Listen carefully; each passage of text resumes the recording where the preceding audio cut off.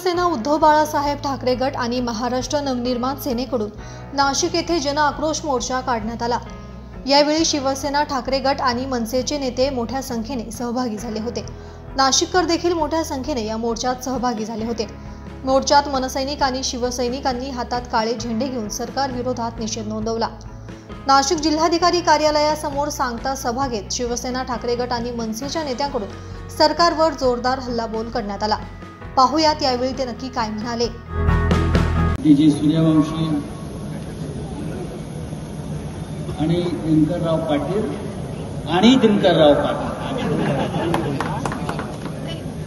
कारण आजच्या या संपूर्ण मोर्चामधलं जे हायलाईट होतं की दिनकरराव पाटील तुमच्या तोंडून निघालं। फक्त छत्रपती शिवाजी महाराजांबरोबर फोटो काढून चालत नाही, रक्तामध्ये छत्रपती शिवाजी असतात आणि म्हणजे समोर दोन्ही बाजूने जे सैनिक बसले आहेत त्यांच्या रक्तात शिवाजी, त्यांच्या रक्तात छत्रपती शिवाजी म्हणून रस्त्यावरती सरकारला आव्हान देण्यासाठी उतरले। हा जनआक्रोश मोर्चा आहे आणि जनतेचा आक्रोश जेव्हा रस्त्यावर उतरतो तेव्हा काय होतं तर नेपाळ होतो, बांगलादेश होतो। हा इशारा देण्यासाठी हा मोर्चा। आता त्या शिंदे गटाचे लोक आयुक्ताला भेटायला गेले, मुंबई पोलीस आयुक्त, माझ्या विरुद्ध गुन्हा दाखल करा का? त्यांचं म्हणणं आहे मी म्हणालोय महाराष्ट्राचा नेपाळ होईल। अरे झालेलाच आहे। नेपाळमध्ये लोक रस्त्यावर का उतरले? त्याचं कारण नाशिकमध्ये प्रचंड भ्रष्टाचार, सरकारी पैशाची लूट, अंमली पदार्थाचा प्रचंड व्यापार, तरुण मुलं नशेच्या आहारी गेली ते नाशिकमध्ये दिसत आहे, महिलांवर अत्याचार। या नाशिकसह महाराष्ट्रात यापेक्षा जर वेगळं काय घडलं नसेल तर नेपाळच्या तरुणांनी जो इशारा दिलाय तो आपण लक्षात घेतला पाहिजे, हे माझं म्हणणं आहे। आमचा अंत पाहू नका। मगासपासून मन अस्वस्थ आहे त्या राहुल धोत्रेचा फोटो पाहून। हा राहुल धोत्रे तरुण मुलगा, त्याची हत्या त्या निर्घृणपणे केली। कोणी केली? देवेंद्र फडणवीसच्या कार्यकर्त्याने, गिरीश महाजनच्या कार्यकर्त्याने केलेली आहे। कुठे गेला हा उद्धव निमसे? कसा मिळत नाही? आमचे कार्यकर्ते बरोबर मिळतात आंदोलन करणारे, पण तुमचा एक नगरसेवक खून करून फरार होतो। तो गिरीश महाजनला बंगल्यावर जाऊन भेटतो फरार असताना। हा त्याला कोण वाचवत आहे? कुठल्या बंगल्यात लपलाय तो सरकारी? हे जर राज्याच्या गृहमंत्र्याला आणि नाशिकच्या पालकमंत्र्याला माहीत नसेल तर तुम्ही राज्य करायला नालायक आहात। या तरुण मुलांच्या हत्या 40 खून झाले या शहरामध्ये। सावरकरांनी पण हत्या केल्या देशाच्या स्वातंत्र्यासाठी, बरं का? तुम्ही नावं घेतली कानेरे, सावरकर, पण आता ज्या हत्या होत आहेत या जमिनी लुबाडण्यासाठी, लुटमार करण्यासाठी, हे नाशिकचं चरित्र आहे। ज्या नाशिकच्या पावित्र्याच्या, नाशिकमध्ये घडलेला रामायणाचा आम्ही आढावा घेतो, तर नाशिकमध्ये काय घडले दिनकरराव, दत्तानाना, हे नाशिक आपल्याला बदलायचं आहे। आणि म्हणून हा मोर्चा ही सुरुवात आहे। या टोप्यातून त्याच्यावर लिहिलं आहे संयुक्त मोर्चा। यापुढे नाशिकमधला प्रत्येक कार्यक्रम संयुक्तच होणार। नाशिक नाही तर महाराष्ट्रात होणार। आता काय व्हायचं राहिलंय? दोन भाऊ एकत्र आले। हा तुमची समस्या मी आज ऐकणार आहे। दोन महाराष्ट्राचे बंधू एकत्र आले, ठाकरे बंधू एकत्र आले, दोन नेते एकत्र आले आणि कार्यकर्ते एकत्र आल्यावर हा महाराष्ट्र यापुढे फक्त ठाकऱ्यांच्याच मागे जाईल, हा सुद्धा नाशिकला संदेश दिलेला आहे। फार मोठ्या संख्येनं नाशिककर रस्त्यावर उतरले, मी त्यांचं आभारी आहे। शिवसेना, महाराष्ट्र नवनिर्माण सेना यांचं कुळ आणि मूळ एकच आहे, आणि आपला सगळ्यांचा मायबाप हा माननीय बाळासाहेब ठाकरे हाच आहे. त्याच्यामुळे आम्ही इतकंच सांगू, यापुढे तुम्हाला आमच्याशी सामना करताना खूप काळजी घ्यावी लागेल. नाशिकमध्ये गुंडगिरी, नाशिकमध्ये हनी ट्रॅप, मग असे सगळ्या नेत्यांनी सांगितलं. हे चित्र बदलायचं असेल तर उद्याच्या महानगरपालिकेपासून आपल्याला सुरुवात करावी लागेल, परिवर्तन करावं लागेल. जिल्हा परिषदा येतील, नगरपालिका येतील. व्होट चोरी करून आलेलं सरकार आहे हे सुद्धा बोगस. नाशिकमध्ये हे 3-3, 4-4 आमदार शक्य आहे का जिंकणं? काय त्यांनी मोठी अशी क्रांती केली होती? चोऱ्या माऱ्या, व्होट चोऱ्या करून हे सरकार सत्तेवर आला, इकडले आमदार निवडून आलेले. त्यांना आपण घालवूच, पण त्याच्या आधी महानगरपालिका संयुक्तपणे आपण ताब्यात घेतली पाहिजे. मी वारंवार सांगतो, हे चित्र आपल्याला राज्याचं बदलायची जबाबदारी नाशिकपासून आपण सुरू करूया. पुन्हा एकदा या मंचावरील सर्व नेते आणि आपण सर्व दोन्ही बाजूचे कार्यकर्ते यांचं मी मनापासून आभारी आहे की या जनआक्रोश मोर्चातून फक्त नाशिकला नाही तर या राज्याच्या सरकारपुढे आपण एक आव्हान उभं केलेलं आहे आणि हे आव्हान टिकवण्याची जबाबदारी आपल्या सगळ्यांवर आहे. जय हिंद, जय महाराष्ट्र. आणि सांगतात मी 2 दिवसात खड्डे बुजवणार आहे. किती वाईट परिस्थिती आहे. पालकमंत्र्याला खड्डे बुजवावे लागतात. आणि गिरीश भाऊला संकट मोचक का म्हणतात मला अजून समजत नाही.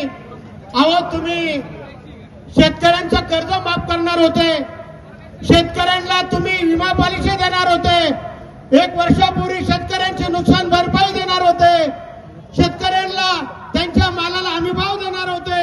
या महाराष्ट्रातले 90,000 कोटी ज्या ठेकेदारांचे तुम्ही थांबवले, ते ठेकेदार आत्महत्या करतायत. 2 महिन्यापासून आदिवासी बांधव बिराड मोर्चा इथं उपोषणाला बसला. मान्य साहेबांनी सांगून, नांदगावकर साहेबांनी स्वतः देवेंद्र फडणवीस साहेबांना मीटिंग घेतली, अजून त्यांना न्याय मिळत नाही. या नाशिकची परिस्थिती काय? दररोज एक खून होतोय, पाणी प्यायला मिळत नाही. अनेक प्रश्न या ठिकाणी असताना काल सुद्धा कोणतो केशव उपाध्याय आला, तो बिचारा खरा रोजानी आहे, रोजानीच बोलतो. किती बोलायचं त्याला त्याचे पैसे दिले जातात. मग तो इडून बोलतो. काल म्हणे 2 भाऊ काय, 3रा आला तरी चालेल. उपाध्याय बघायला येईल गर्दी बघ, नाही तर एवढा मोर्चा तुम्ही काढून दाखवा भारतीय जनता पार्टीने. अरे तुमच्या बरोबर कोणीच नाहीये. आता महाराष्ट्र आमच्या 2 ठाकरे ब्रँड एकत्र आल्यामुळे तुमच्या पायाखालची वाळू घसरली आहे.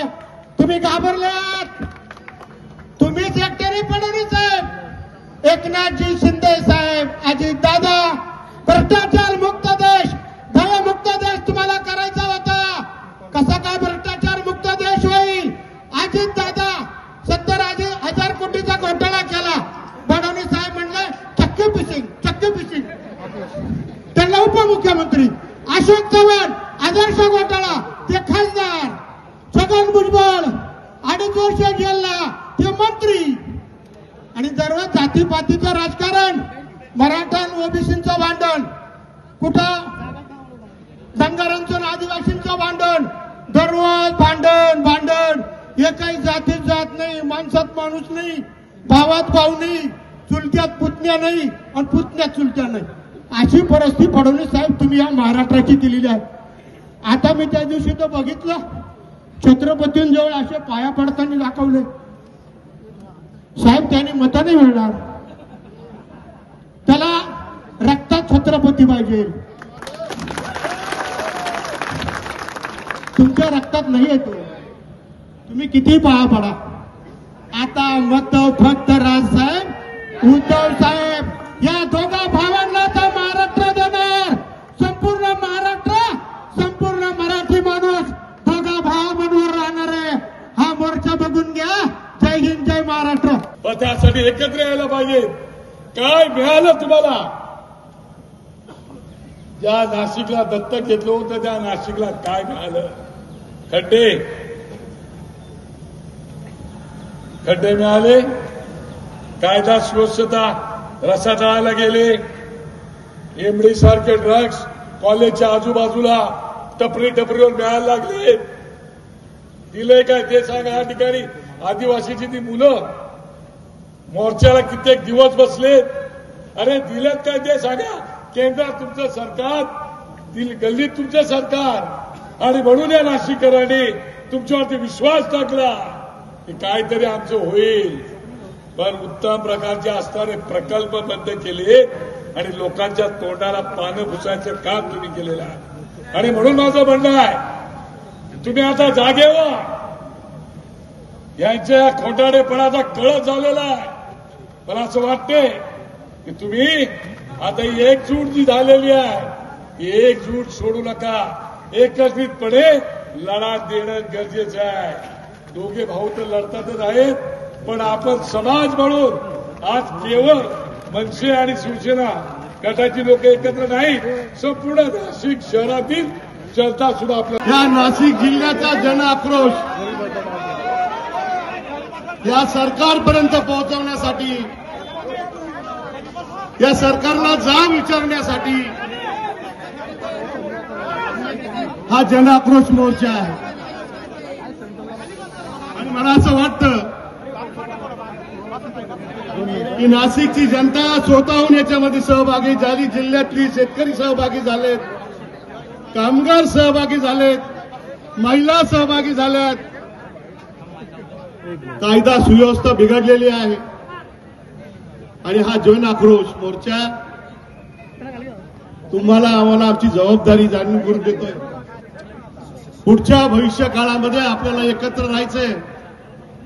यांना सतत जाब विचारावा लागेल. मोर्चा संपला म्हणजे आपली जबाबदारी संपली असं नाही.